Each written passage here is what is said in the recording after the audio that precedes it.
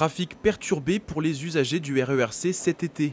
Lancé depuis le mois de mai par la SNCF et le réseau ferré de France, les travaux de rénovation des lignes vétustes transiliennes vont en effet fortement compliquer la circulation des trains. En ce qui concerne le sud-est yvelinois, il n'y aura pas de RERC durant tous les week-ends cet été en gare de Versailles-Chantier, mais uniquement des bus de substitution. Le pôle multimodal doit en effet être agrandi et mieux adapté aux besoins futurs.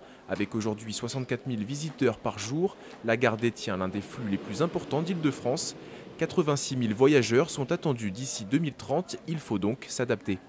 Mieux traiter l'information voyageur, mieux traiter les flux et donc avoir des espaces mieux dimensionnés, rénover la gare.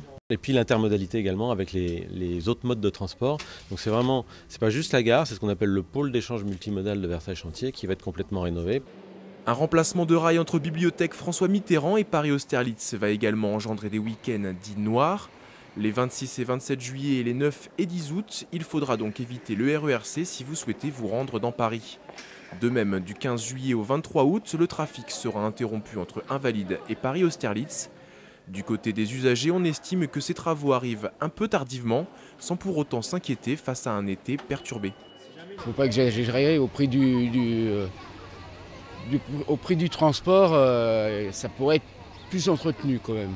Elle aurait dû le faire il y a fort longtemps et on n'aurait pas tous ces désagréments aujourd'hui. Honnêtement, ça ne me perturbe pas plus que ça, quoi. Enfin, je prendrai mes dispositions et puis de toute façon c'est les vacances donc il n'y a pas de problème.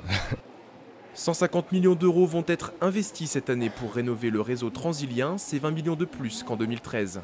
Le programme de fiabilité lancé par RFF et la SNCF pour améliorer le service et la ponctualité des trains doit lui se terminer en 2020.